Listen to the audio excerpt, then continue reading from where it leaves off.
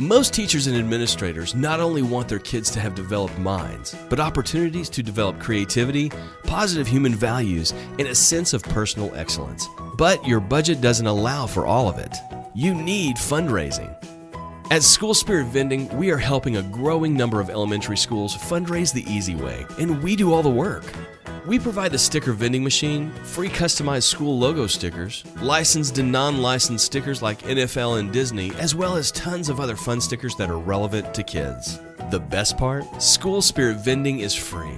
No upfront expenses for schools at all. A percentage of machine revenue goes directly to the school, PTA, or PTO each month. And did I say customized stickers? Our skilled graphics team can help custom design your School Spirit stickers. You just tell us what you want. The only thing you do is provide us a busy hallway or commons area. Oh, and you'll have to find the time to cash a monthly check. It doesn't get any easier than that. 2,000 elementary schools can't be wrong. To see for yourself how easy year-round, hassle-free fundraising can be, go to schoolspiritvending.com/schoolzone. Welcome to the School Zone Podcast, your source for the most creative and innovative ways to school fundraise and impact your kids. Now, here's your host, Matt Miller. Hey, School Zone Podcast listeners, Matt coming at you. I've got none other than Holly Riehl with me from You Can Do the Rubik's Cube. And I got to admit, Holly, I was floored when I heard about your company and what you do. I mean, I don't remember. You probably know the actual year that the Rubik's Cube came out, but I mean, that was right smack dab in the middle of my childhood, as I'm sure it was with many of our listeners. So this really struck a chord with me. I have to admit, I'm one of those guys that has never solved the Rubik's Cube. So maybe you can help a guy out here along the way. Absolutely. We've got all the tips that you could possibly need. And you're right. The Rubik's Cube was invented many years ago, 1974, in fact. It was invented by Erno Rubik as a model for him to use in 3D geometry and design. And he used it in his own classroom. It came to the United States in 1980, and it became, as we all know, a best-selling puzzle. And about 10 years ago, Rubiks Brand Limited, the company I work for, recognized that there were a lot of requests from teachers for affordable Rubik's Cube resources. So the program You Can Do the Rubik's Cube was put in place to satisfy those requests from teachers for Rubik's Cube resources to use in the classroom. And that's when my journey began with this fabulous puzzle. So when were you first exposed in your lifetime? And have you been one of those that was always that kid that could solve it, and this was a natural progression in your life, or how did you get to where you are today yourself? I was first exposed to the Rubik's Cube in 1980 when I was a college student, and no, I wasn't able to solve it. I've always loved games, and I've also had a special interest in education, being a parent myself. In 2008, we developed the You Can Do the Rubik's Cube program, and I had to get the job. I had to learn how to solve the Rubik's Cube. My then 11-year-old found a solution online and taught me how to solve it. And his greatest skill was not necessarily that he was a math genius, but he was a rule follower, and he had the patience, many 21st century skills, such as patience and perseverance and problem solving, that he was able to learn how to solve it and teach me. And since then, we've put a lot of time and resources into working with teachers to develop a whole host of math lessons and units that are aligned to all of the critical standards right now, including Common Core standards, 21st century, next generation science standards, as well as others. And you can use the Rubik's Cube to teach a whole host of things, including the basic geometry basic 2D and 3D geometry vocabulary, transformations, measurements, spatial representations, and it goes on from there. We have a brand new unit that one of our ambassadors, a teacher in Minnesota, developed that also includes classifying polygons, classifying 3D dimensional shapes, platonic solids, testing net variations. So by putting a Rubik's Cube into students' hands, they have the perfect math manipulative to learn critical math concepts as well as STEM concepts and 21st century skills. So you said that your son was a rule follower. Is there hope for those of us that aren't rule followers? There is absolutely hope because the solution is based on recognizing when to apply certain algorithms. And the method that we teach is not the fastest way to solve the Rubik's Cube, but it's the easiest way to teach and to learn, and it's called the layered method. So you learn how to solve a white cross first, then you learn how to set the white corners, and then you have your first layer solved. Then you solve the middle layer, and then you turn it upside down and you solve the top layer, which is the yellow side. So again, it's recognizing patterns, it's spatial relations, it's applying algorithms and knowing which algorithm to apply at a certain time. So how specifically, I'm struggling getting my mind around how you take what for me has always been a puzzle and turn it in to education like you're talking about and relate it to all those things that you mentioned. Well, if you go to our site, youcandothecube.com, we have a very, very active lending library where teachers can borrow at no cost a set of Rubik's Cubes, 12, 24, or 36 Rubik's Cubes. And that lending library set will come with a USB that has specific lessons that show you exactly how to incorporate the Rubik's Cube into teaching all of those math concepts that I mentioned earlier. I was actually, I've got to admit, I still do at times watch a little reality TV. And in the last month or so, one of the guys in the semifinals of America's Got Talent used Rubik's Cubes, and much of his act revolved around the Rubik's Cube. So it got me reacquainted, and it was really, really cool to see it front and center in his act. Yes, his name is Stephen Brundage, and he's really quite gifted. And what we also liked a lot about what he did was he incorporated a mosaic into one of his acts. And that's also a part of the You Can Do the Rubik's Cube program, where you can create mosaics by using one face of a Rubik's Cube, and each little cubie is a pixel. And it's absolutely magical for the students that they can take an image and pixelate it and then use the Rubik's Cube to create that image. And on our site, we have templates of historical figures such as Einstein and Abraham Lincoln, as well as sites like the Statue of Liberty and current popular people like Malala, or the students can create their own template and create art out of using the Rubik's Cube. That's awesome. So how did you get excited about all this yourself? You said your son taught you how to do the Rubik's Cube. What was were you in the education space previously, or what were you doing prior? I have a special interest in games, the classic games like Monopoly and Trivial Pursuit and Scrabble. So I worked closely with those brands for many years and was always drawn to those games that can teach kids things. So the Rubik's Cube was a natural evolution for me because of all of the educational value in the puzzle itself. That's awesome. Yeah, there's no better way to teach a lot of very important lessons than with some of those classic games, especially.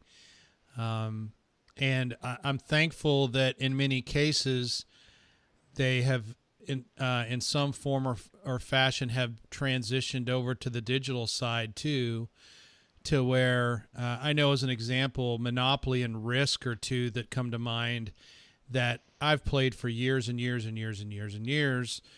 And not too, I guess this is several years ago, they came out with an iPad version, and for the computer to do a lot of the background that always took so much time, allowed the game to stay much more engaging, with the same outcomes and the same pleasure and fun that they always, were when I was growing up. There's a real value in learning to play games and what you learn while you're playing those games. And back to your question about, what got me really hooked was when we started this exploratory on what would become the You Can Do the Rubik's Cube program. We took sets of cubes to schools to work with students on them, with them. And I'll never forget a teacher from Washington State who borrowed a set and was preparing to return the set to us. And I have always had a special interest in those students that are more challenged and the boost in self-confidence and self-esteem that the process of learning to solve the Rubik's Cube can bring to them. So this one student on the western part of the country was actually a selective mute. So there had been some type of trauma and the child was not speaking. And this child was the first one in the class to learn to solve the Rubik's Cube and spoke for the first time. And so the cube was a real tool to help unlock this child from the place where they were. And then this child went on to speak in whispers at first and teach the other students in the class how to solve the Rubik's Cube. So it really can be used for a whole range of benefits for youth, from math to social skills to helping students who have learning disabilities and challenges, as well as gifted students. For me, it's a great pleasure to work with it because the benefits are all so positive. In this time when there's so much that's online and so much focus on our iPhones and our iPads, to have something in your hands that you can touch and feel and move and talk about and share, it just is very, very special. Yeah, there's something magical about that. It's like even with reading, I've got my Kindle for the things that, especially, fiction and that type of thing. But man, there's nothing like having a real book in your hand still to today. And I totally can relate to your thoughts there as well. So tell me a little bit about if a school or a teacher wants to potentially incorporate this into what they're doing in the classroom, what's kind of the steps for them to reach out to you guys and to make that happen? Well, thank you for asking. We've got a whole host of resources, and the first would be to go to our site, youcandothecube.com, and on the home page, there's a link to the lending library. And for listeners of this podcast, if they use the code ZONE16, we will lend them a lending library set of 12, 24, or 36 cubes and all the resources, and also include a prepaid return label. So there would be absolutely no cost to borrowing from the lending library. Wow. In addition, we have two teachers on our staff. One is located on the West Coast and one on the East Coast. And they are both available to speak with teachers about how to implement You Can Do the Rubik's Cube program and work through all of the different alignments. And we also have a growing network of ambassadors, currently 39 ambassadors who are teachers who use our program and are located in states throughout the country, who are also available to host workshops or run a competition or provide professional development, and again, work with teachers who are new to the program. Very, very cool. How many schools and or classrooms would you say you guys work with on an annual basis now with your program? We are at this point sending out almost 4,000 12 cube sets a year. And we are steadily growing. And then in addition, we sell kits. And teachers who want to keep the cubes in the classroom can also buy kits. And we sell thousands of those as well. So, there are tens of thousands of schools that have been using our program. So is the program then sponsored by the parent company then of whoever owns the Rubik's Cube and the trademark and brand and patent today? Or are you guys a completely separate organization? How does all that work? No, it is sponsored by Rubiks Brand Limited, and it's in response to teachers' requests for affordable classroom resources, as well as Rubiks Brand Limited and Professor Erno Rubik's desire to bring the Rubik's Cube back to its roots, which is a foundation in education. That is so cool to hear a company like that, an invention like that, and here we are decades later. It's still having a major impact on the children and the youth of America, and I'm sure around the globe, just like it did on me, and I'm sure obviously did on you, Holly, as well as we were growing up. So that's awesome. Very, very cool. Any other parting thoughts or insights or anything that you'd like to leave with our audience before we sign off?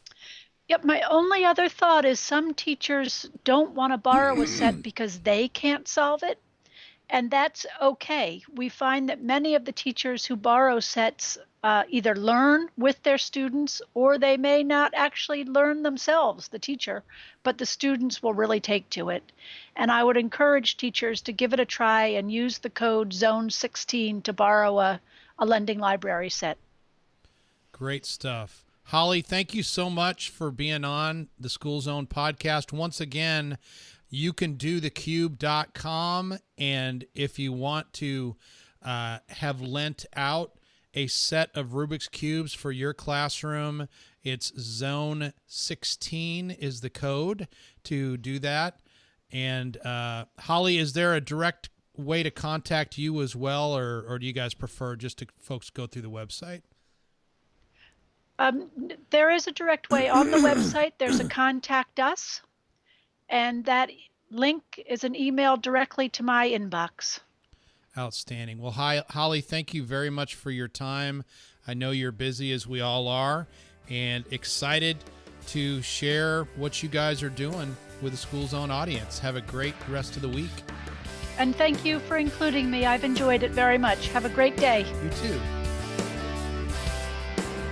Thanks for listening to the School Zone podcast. If you liked the podcast today, we would be honored if you would leave us a review and a 5-star rating in iTunes or on your podcast player of choice.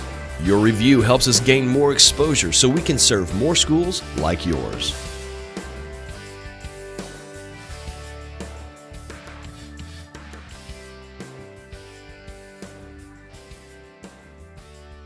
There are a lot of kids in this world just like me, except they don't have a way to get any clean drinking water. Clean Water Kids is the kid part of kidsacrosscultures.org, where we ask school kids to be our partner in raising awareness for water projects. Clean water changes kids, which changes schools and changes families. And when we help other kids get clean water, it changes us. Clean water changes everything.